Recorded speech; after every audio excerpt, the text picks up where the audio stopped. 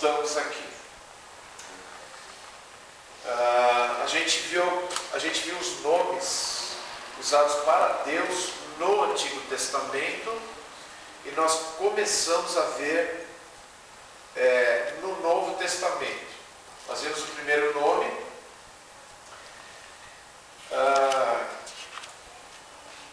que é Theos, traduzido por Deus. E hoje nós vamos ver um outro nome, que é o nome Kyrios, que está traduzido na nossa Bíblia, no Novo Testamento, como Senhor. Se Theos tinha um nome equivalente em hebraico, que é, aliás, qual é o nome genérico para Deus no hebraico? Elohim. Se Theos é equivalente a Elohim, ou Elohim, se você tiver dificuldade com H aspirado aí, Kyrios é o equivalente. Quem se arrisca? A palavra usa. Oi? Não é esse? Não. Às vezes é. Sim. Às vezes é. Não, às vezes é. Deixa eu consertar rapidinho. Pode ser Yahweh, pode ser o equivalente de Yahweh, mas pode ser o equivalente também de Adonai, que quer dizer simplesmente Senhor. Lembra que a gente viu isso lá? E tinha aquele Senhor que tinha vários usos no Antigo Testamento. No caso de Adonai, podia ser Senhor para Deus ou não para Deus. Adonai podia ser Senhor usado de formas diferentes. Yahweh não, é Senhor, o Senhor. O Senhor, aquele Deus específico, né? Não tem qualquer outra aplicação para qualquer outro ser. Ok. É para nós aí a letra E, Kyrios. Das 717 vezes em que Kyrios aparece no Novo Testamento, 210 vezes aparece nos escritos de Lucas e 275 nos de Paulo. Kyrios enfatiza a autoridade e supremacia. Muito bem. Olha só, tem bastante uso aí da palavra Kyrios no Novo Testamento, 717. E tem uma estatística para a gente aí, ó. Quem mais usou esse nome? Você vê que só Lucas usou 210 vezes. Lembre-se que Lucas escreveu Lucas e também escreveu Atos, né? Então ele é um grande escritor do Novo Testamento. E o outro grande escritor, que é Paulo, escreveu 275 vezes, que equivale a 67,7%. Alguém se deu ao trabalho de fazer estatística aí. E Kyrios enfatiza o quê? Autoridade, supremacia, a ideia de um Senhor, alguém que está acima, é o Senhor. Muito bom, vamos direto lá para os termos onde eles aparecem aí, para esse termo onde ele aparece. João 4,11.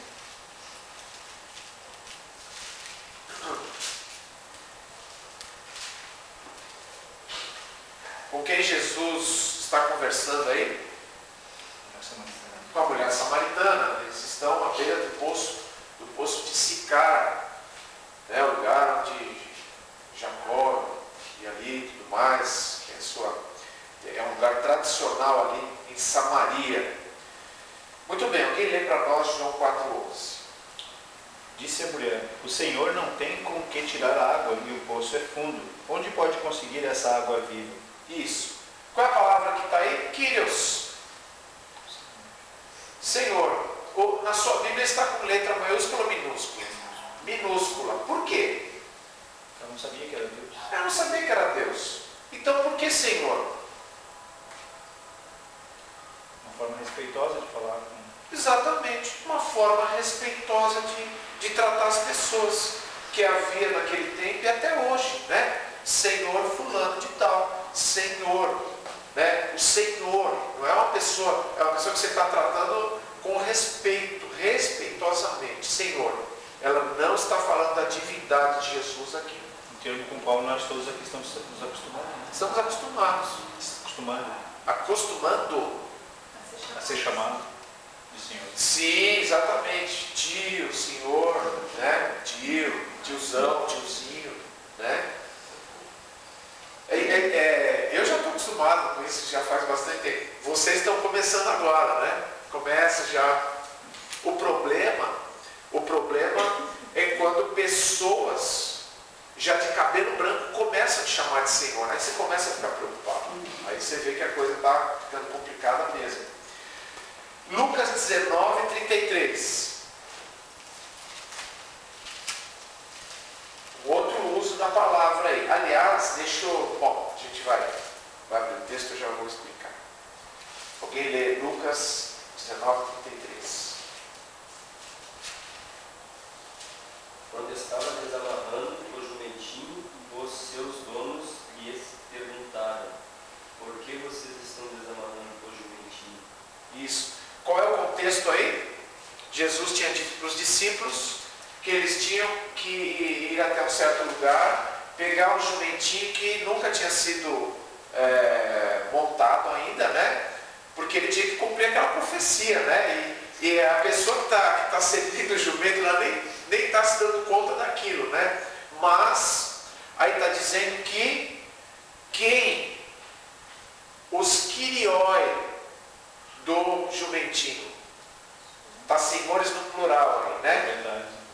Os proprietários, os senhores, tá? No caso a palavra é quirioi, que é um derivado de kyrios. Então Kyrio pode ter esse sentido de dono, é o senhor daquela terra, é o senhor daqueles animais, ele é o senhor daquele palácio, ele é o dono daquilo ali, certo? Ele é o kyrios, ou no caso do plural, eles são os quirioi.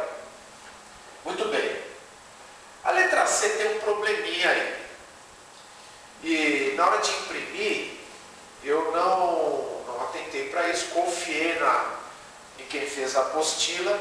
E vamos ver se vocês concordam comigo que existe um erro aí, tá? A gente vai ver junto.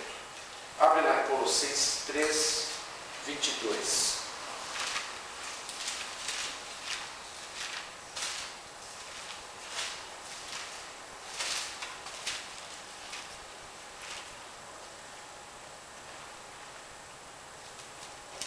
Alguém lê?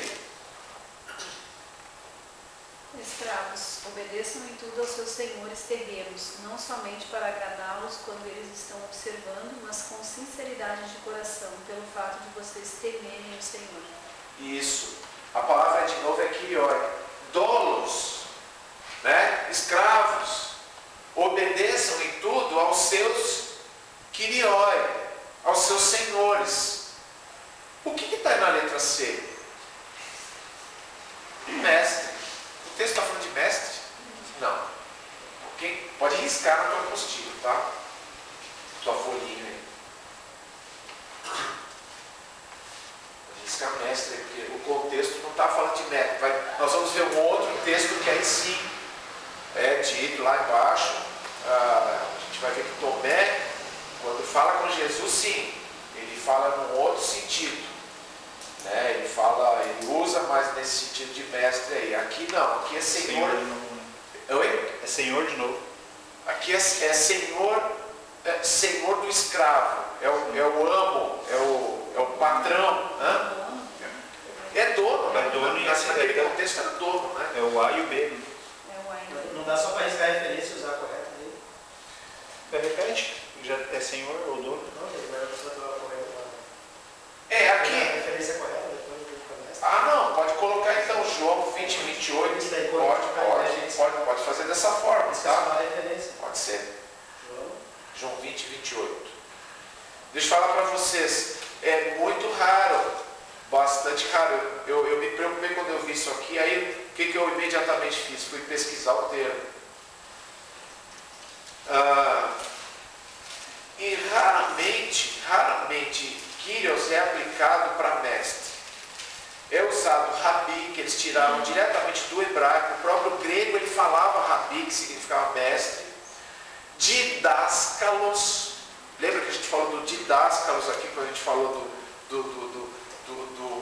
da lei, né? A lei ela não era o didáscalos, ela era uma outra coisa, ele era aquele tutor que levava até o didáscalos, até o mestre, até o professor, né? Então o didáscalos aparece muito, outras palavras aparecem.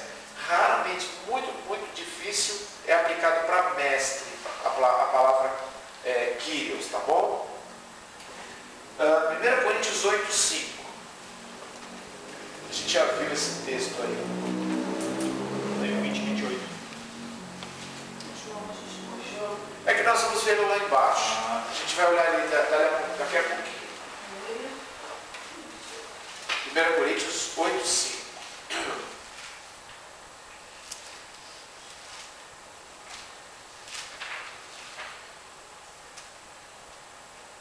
Alguém pode ler. Pois mesmo que haja os chamados deuses, quer no céu, quer na terra, como de fato há muitos deuses e muitos senhores. Isso. Então Paulo está dizendo, tem muitos Theos por aí. E tem muitos Kyrios por aí. Mas só existe um Theos. Só existe um que é Kyrios. Tá certo? Muito bem. Agora, mulheres, prestem atenção neste texto. 1 Pedro 3:6.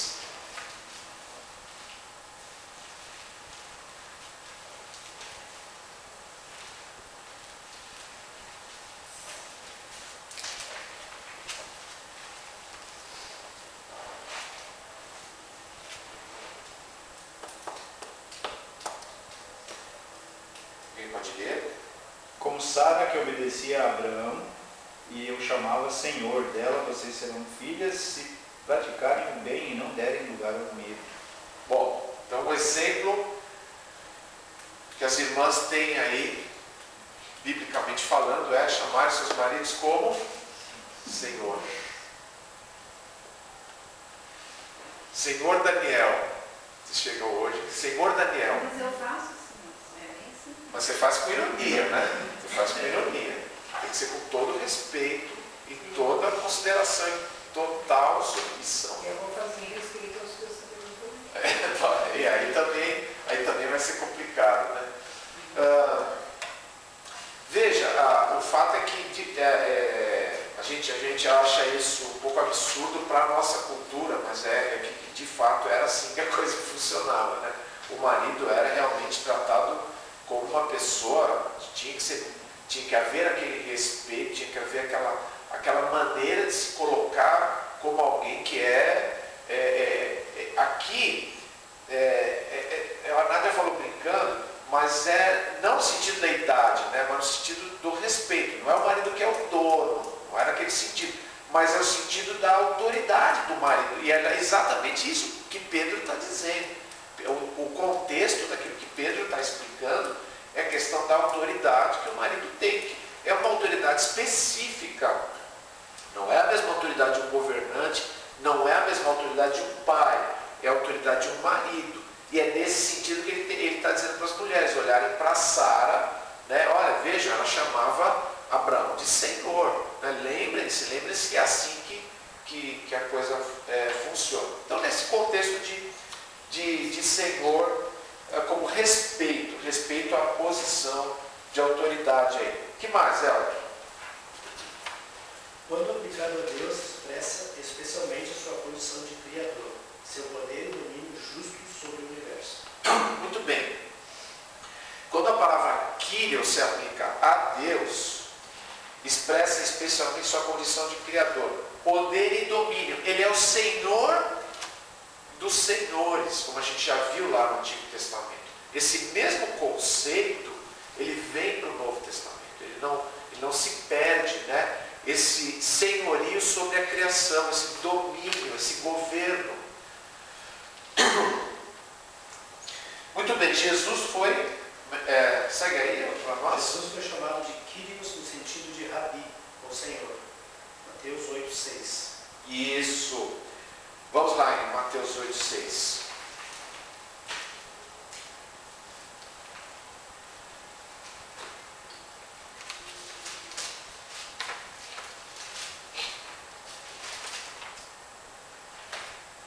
Alguém lê para nós? Entrando Jesus em Cafarnaum, dirigiu-se a ele um centurião pedindo-lhe ajuda e disse: Senhor, meu servo está em casa, paralítico, em terrível sofrimento. Isso. Não disse, o sexto não. Oi? Os 5 e 6. Vou dar um contexto. Ah, não, tá. Eu ainda fico com uma certa dúvida se o centurião romano, né? O centurião aqui está querendo dizer, usando Kyrios aqui, ele está expressando no sentido de mestre, né? Porque Rabi seria mestre, né? Senhor, sim. Senhor, ele certamente ele tá usando, né? Agora, em qual sentido um centurião tá usando? A gente, eu digo assim, não dá para a gente tirar uma conclusão muito rápida. A gente teria que observar. Eu pelo contexto, pela ideia que o texto apresenta, ali, eu diria que é mais na condição do respeito mesmo, né? Embora ele vai demonstrar uma fé no poder de Jesus, como a gente percebe, né?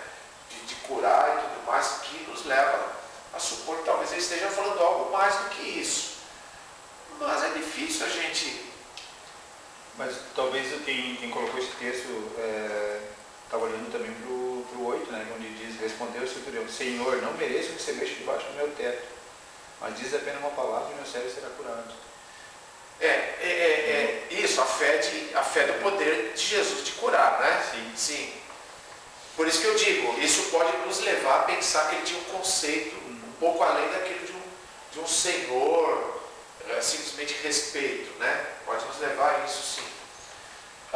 Não se esqueçam que, antes de mais nada, o que ele está se referindo é o aspecto de um judeu não entrar na casa de um gentio, né? E ele sabia disso, ele tinha noção disso, né? Eu sei que o senhor nem vai entrar na minha casa. Realmente, né? Pode ser que Jesus, como ele entrou na casa de publicanos, como ele conviveu com pessoas que normalmente os judeus não conviveriam, né? Nada diz que talvez ele até não pudesse ir até lá, né? O fato é que o que o centurião está dizendo tem muito a ver com isso, né? Com essa condição. Muito bem, o que mais, Elma? Quando Tomé o chamou de Senhor meu e Deus meu, atribuiu a ele divindade absoluta. Então vejam agora como é que Tomé vai usar Kyrios aqui. Agora sim, João 20, 28.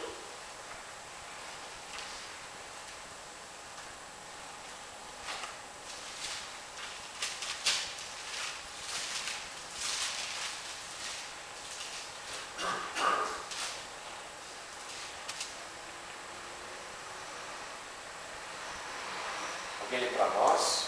Disse-lhe Tomé: Senhor meu e Deus meu. Isso.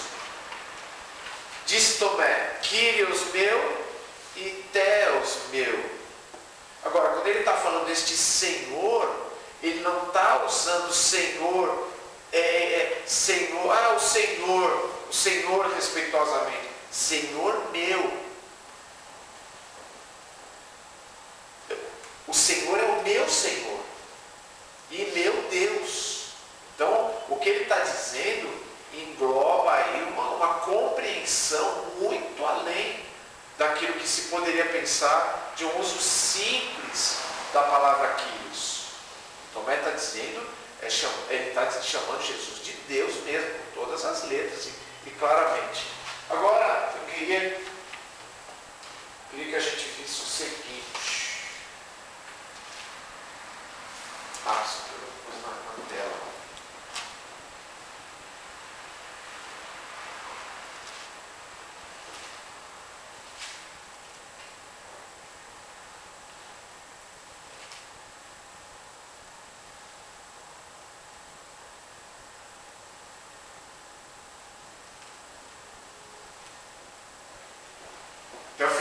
a gente vai estar falando em línguas aqui, né? Abre lá em Isaías 6:8.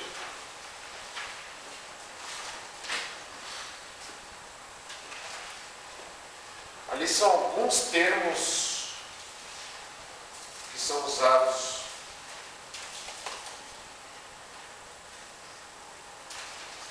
para esses quírios, né? Algumas variações do termo, melhor dizendo, né? Variantes.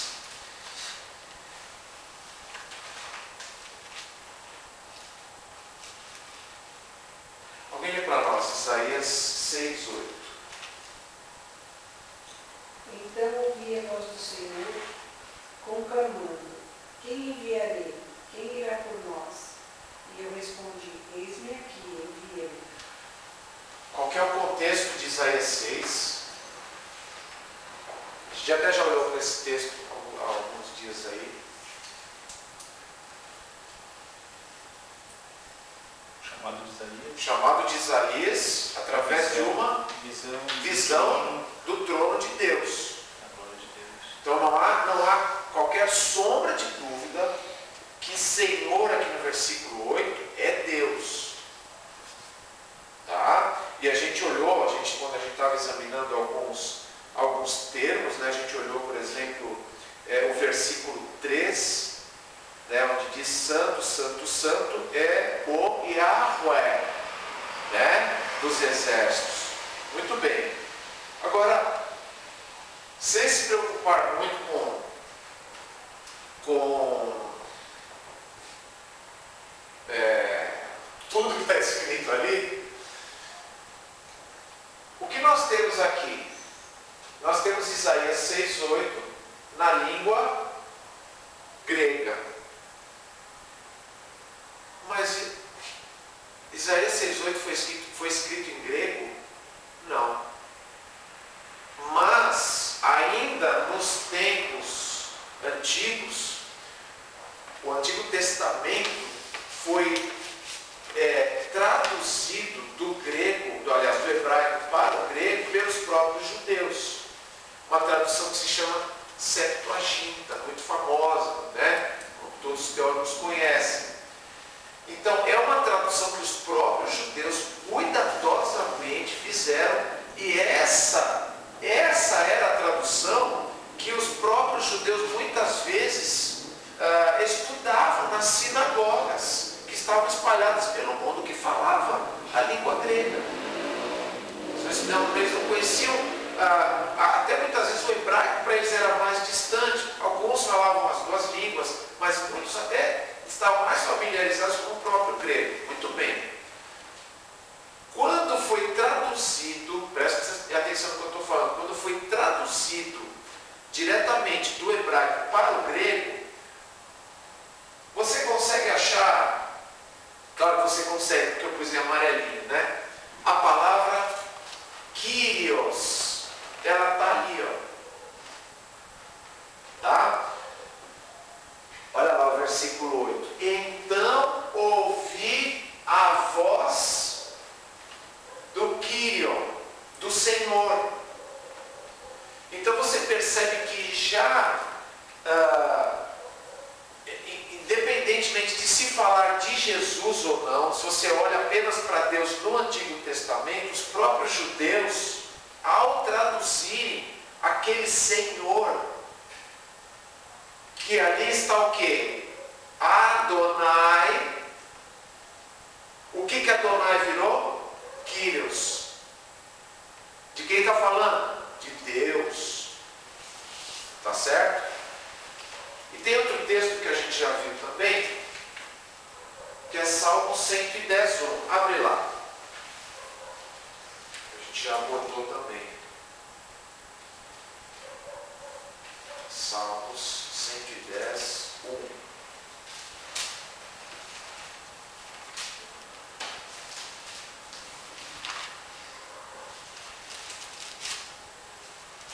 Você vê que o salmo ali começa o texto já com o nome do autor, né? Percebeu isso? Dá para perceber a palavra Davi ali no comecinho? Mesmo a gente não entendendo de grego, está vendo aquela primeira palavrinha To David?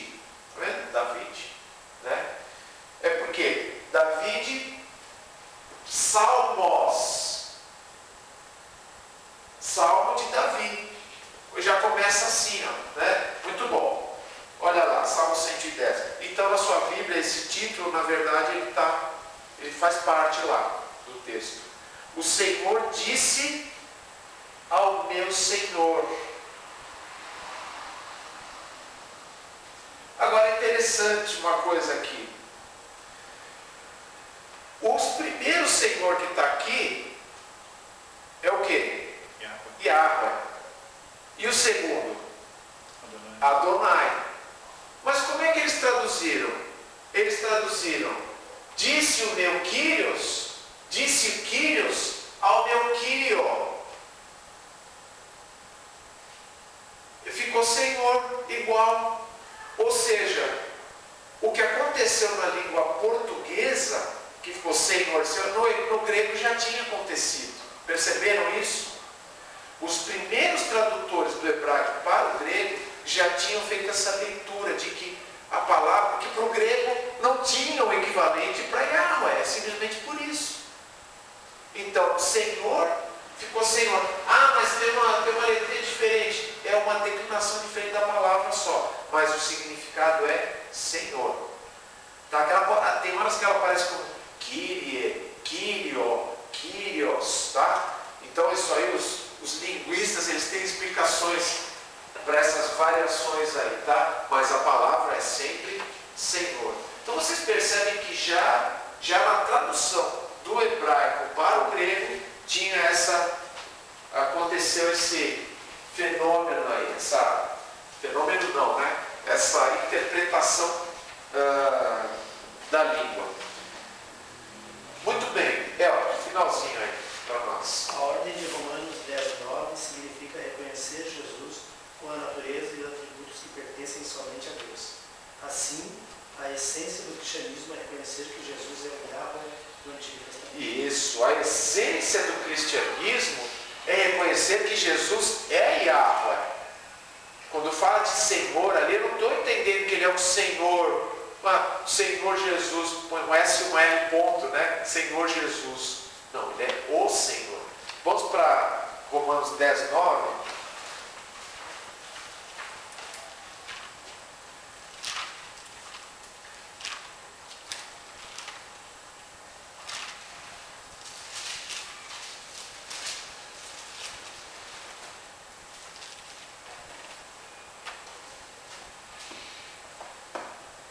Alguém lê para nós.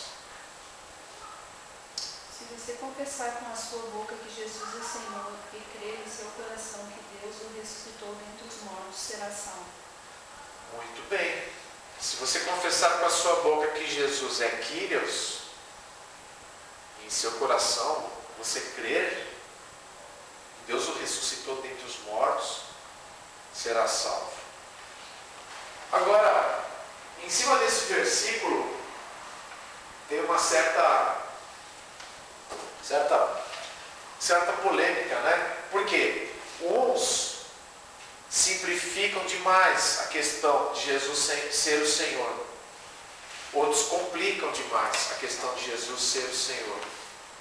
Então, em primeiro lugar, que Senhor é este? É um Senhor qualquer? Não, está falando aqui de Jesus como Deus.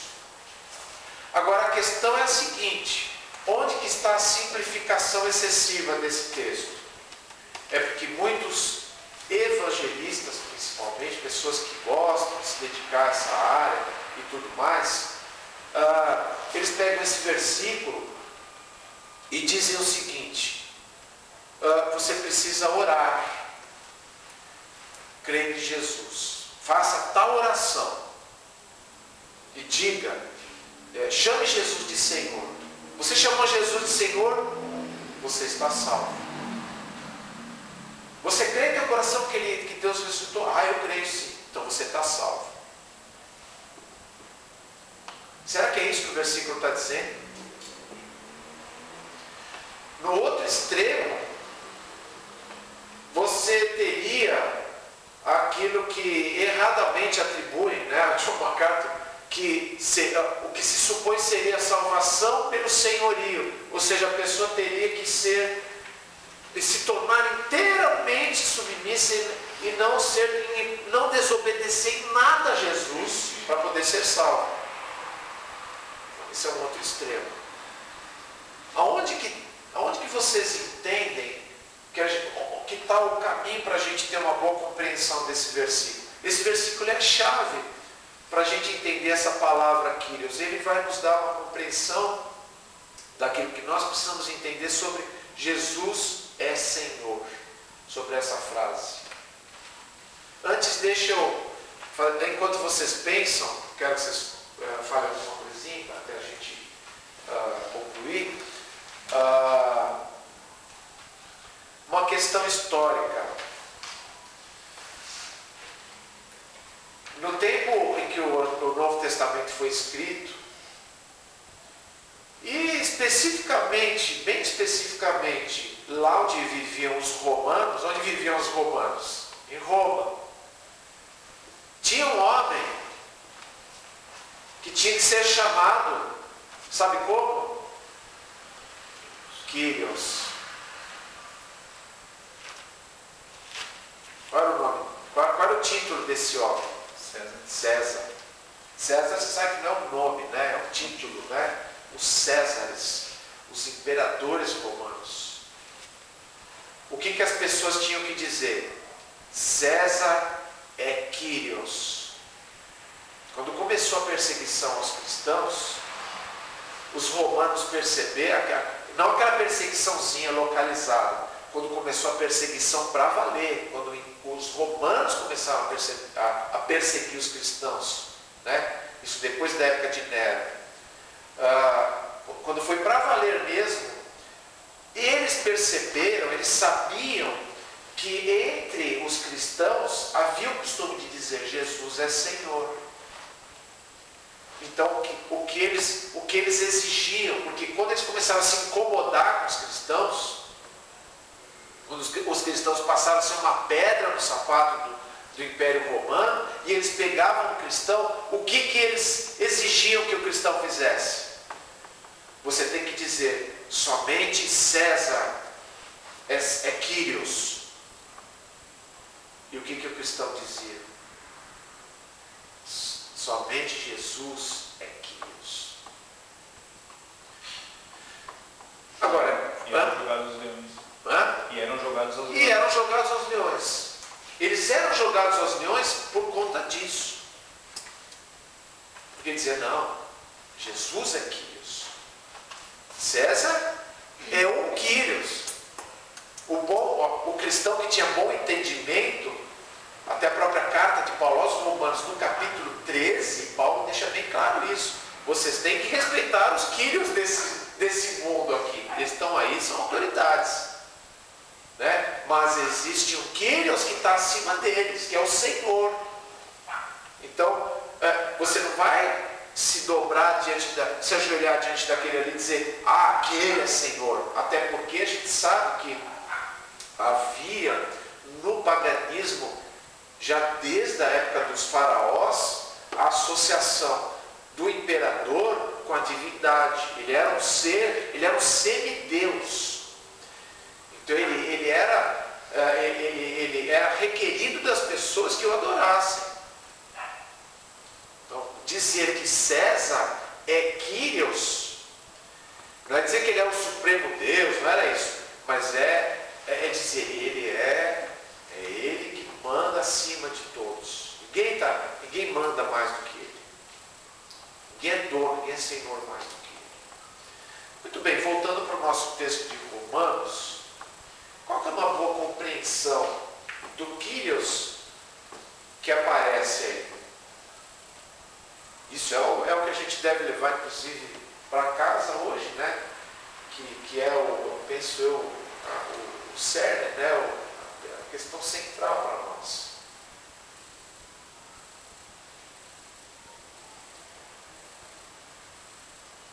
O que significa isso? Se você confessa a Jesus como Kyrios, o que é se confessar? Será que é uma oração simples? O que é isso?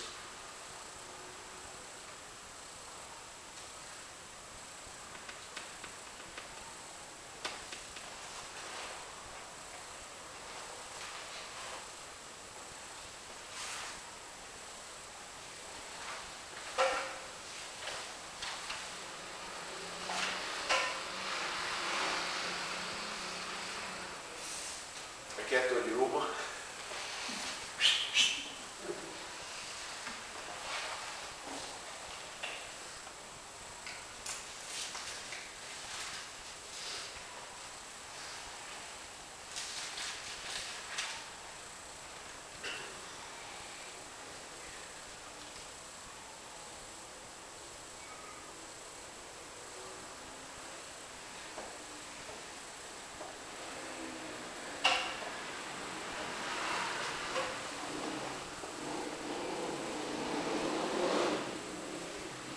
Entende que Jesus fez, o que ele fez, eu não poderia fazer, né? Que o que ele fez na cruz por mim, quando eu consigo enxergar isso, né? Eu acho que isso é confessar, é chegar diante de Deus, diante de Jesus e dizer, olha, eu entendi que o que o Senhor fez na cruz, eu não poderia fazer, ninguém poderia fazer por mim. Reconhecer que ele é Deus, eu acho. Inclui isso. Inclui isso. Toda certeza. Que mais?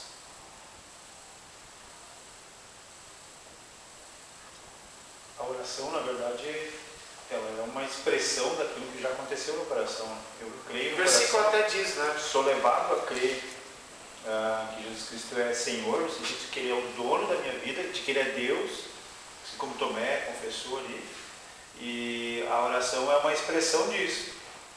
Mas isso não vai me tornar um infalível, a ponto de chegar naquele extremo de achar que eu vou ser alguém que você é 100% submisso, não vou mais errar, senão João não teria escrito, né, a primeira carta dizendo: se nós confessarmos os nossos pecados, Ele é fiel e justo. Então nós vamos continuar errando, vamos continuar sendo falíveis, mas Ele é Senhor. A vontade dele sempre ela vai servir de parâmetro para as minhas decisões. Ela sempre vai ser a palavra final, né? E eu sempre me submeto a essa vontade. Erro, mas acerto. Eu me submeto a Ele nesse sentido, né? Ele fala na primeira carta, 1 João, capítulo 1, capítulo 2, né? Continuando essa ideia do 1,9, que fala que se nós confessarmos os nossos pecados, Ele é fiel e justo. No 2,1 diz: meus filhinhos, escrevo-lhes essas coisas para que vocês não pequem. Se porém alguém pecar, porque não é infalível, né? porque é falível, temos um intercessor junto ao Pai, Jesus Cristo, o justo. Ele é o Senhor. Nós vamos continuar pecando, nós vamos continuar errando, mas a ideia é que a vontade dele é o parâmetro, né? É a base que eu tomo, e a vontade dele é que define as minhas ações também. Eu entro para algumas pessoas não gostam de usar essa palavra esfera, mas não tem outra que eu encontro melhor aqui, né? Eu entro na esfera do domínio dele. Ah, mas ele não é Senhor sobre todas as coisas? Sim, ele é o Senhor, e nada vai acontecer em nenhuma época, em nenhum lugar, sem que ele determine, sem que ele controle. Nada vai acontecer sem Jesus, que é o Senhor, afinal de contas. Ele é o Senhor. Agora, eu com o meu coração me coloco.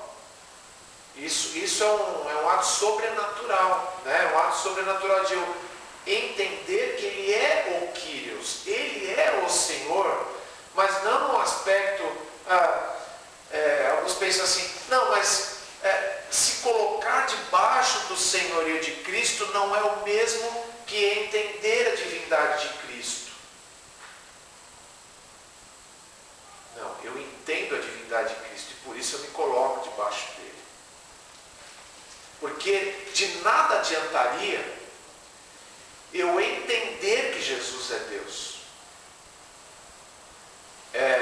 Eu conheço seitas que dizem tranquilamente que Jesus é Deus. O catolicismo diz que Jesus é Deus. Mas crê na salvação por obras. Crê na salvação por obras e crê que Jesus, na verdade, ele precisa de um batalhão de outros intercessores. Ele perde a sua importância, né? E o consentimento da própria mãe para a mãe terrena. É preciso que ela intermedie as coisas para que as coisas aconteçam. É uma coisa, é um senhorio que ele não está ligado com a realidade da pessoa. Então esse senhorio ele tem que acontecer na realidade da minha vida, no meu coração. Só para a gente concluir, se você continuar lendo, né? Olha só, versículo 9, se você confessar com a sua boca que Jesus é Senhor, é Kyrios, e crer em seu coração que Theos o ressuscitou dentre os mortos, será salvo. Pois com o coração se crê para a justiça, e com a boca se confessa para a salvação. Como diz a Escritura, todo que nele confia jamais será envergonhado. Não há diferença entre judeus e gentios, pois o mesmo Senhor é Senhor de todos e abençoa ricamente todos os que o invocam, porque todo aquele que invocar o nome do Senhor será salvo. Como, pois, invocarão aquele em quem não creram? Como é que você invoca? Como é que você vai chamar de Senhor? Como é que você vai se referir a Ele? Como é que você vai se voltar para Ele? Como é que você vai se dobrar diante dEle? Se você não creu. E como crerão naquele de quem não ouviram falar? Como é que você pode crer em alguém que você não conhece, que você não tem o sentido correto de quem ele é? Você não sabe o que esse Kyrios exatamente significa. Claro, você não precisa entender a palavra no grego, você precisa entender no português mesmo o que é Jesus ser Senhor. As pessoas crerem num Jesus que é menos do que isso, não estão crendo em nada. Elas estão crendo num vazio. Né? Por outro lado, se eu creio em Jesus como a Bíblia realmente o mostra, isso tem implicações muito sérias na minha vida. É como Zá disse, eu me coloco debaixo desse senhorio. Eu sei que eu vou errar, mas é um caminho sem volta. Eu sei quem é o meu Senhor.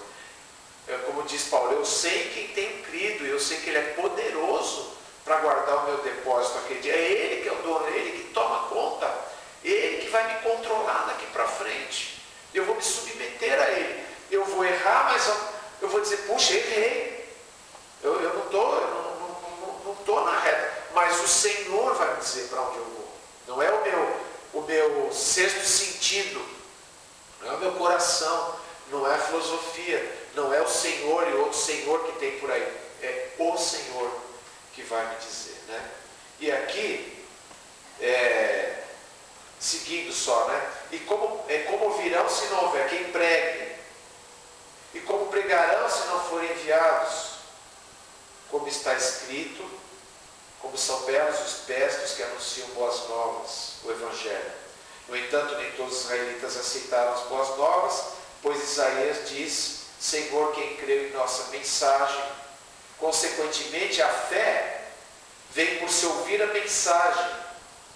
Não tem fé sem ouvir a mensagem, como alguns pensam, né? Ah, eu tive lá um momento, eu vi lá uma coisa lá, e aí eu me converti, né? E a mensagem ouvida mediante a palavra de Cristo. E a mensagem ouvida mediante a palavra de Cristo. Muito bem, pessoal. Fica aí motivo de grande louvor pelo fato da gente conhecer a esse Senhor. E esse Senhor que é Senhor sobre todas as coisas ter se mostrado a nós, ter se revelado a nós, e nós podermos nos submeter a Ele é algo realmente para a gente se admirar para todo sempre. Ele nos tornar submissos, Ele nos tornar sensíveis à sua voz, Ele nos tornar sensíveis aos seus atributos. Nós podemos olhar para Ele, podemos nos reclinar, podemos adorar a Ele. E que a gente possa, na nossa vida, não porque Ele é apenas Senhor, com um S minúsculo, vamos dizer assim, né? Mas a nossa submissão a submissão ao Senhor que é Deus.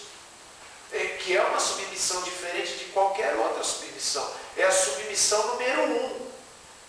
É obedecer primeiro a Ele. E aquilo que contraria a Ele, mesmo que agrade a todas as pessoas, nós estaremos errados. Por outro lado, aquilo que agrada a Ele, mesmo que contrarie as pessoas, nós estaremos certos.